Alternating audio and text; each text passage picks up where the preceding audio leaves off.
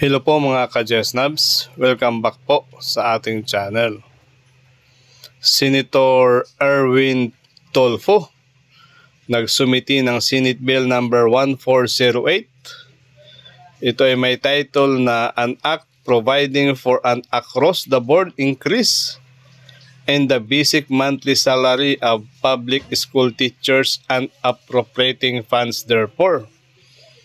Bakit daw kailangan ng salary increase? Ito ay dahil tayong mga public school teachers ay talagang lumalaban lang sa kakulangan ng sweldo at saka allowances na sadyang kinukulang dahil sa taas ng mga bilihin, ano?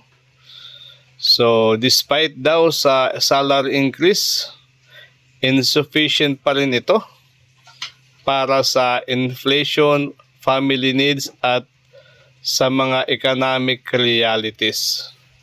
Sabi pa niya, teachers carry the heavy responsibility of shaping the minds and values of the nation's youth. Yet many of them still struggle to make ends meet, often resorting to extra work outside teaching.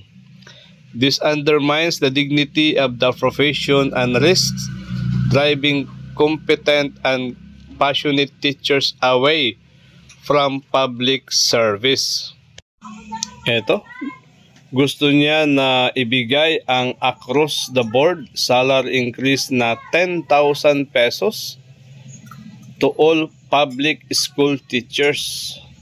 This measure invests in quality education, recognizes the indispensable role of teachers in nation building, and provides support to uplift their socio-economic well-being. Ito ay itong Section 4 ang pinakamagandang provision nito na sabi dito, all public school teachers shall be granted the across-the-board salary increase na 10,000 pesos in addition to their existing basic monthly salary. At saka ito pa, this salary increase shall be distinct from and in addition to any periodic salary adjustments, step increment, or salary standardization measures that may be enacted or implemented. Nako. So, napakagandang panukala nito, Sana ay matupad at maging batas po ito. Nasa majority itong si Senator Erwin Tulfo. Sana ay matulungan siya ng kanyang mga kasamahan dyan. Okay guys, hanggang dito na lang. Thank you for having me. Bye-bye. Pag-subscribe po.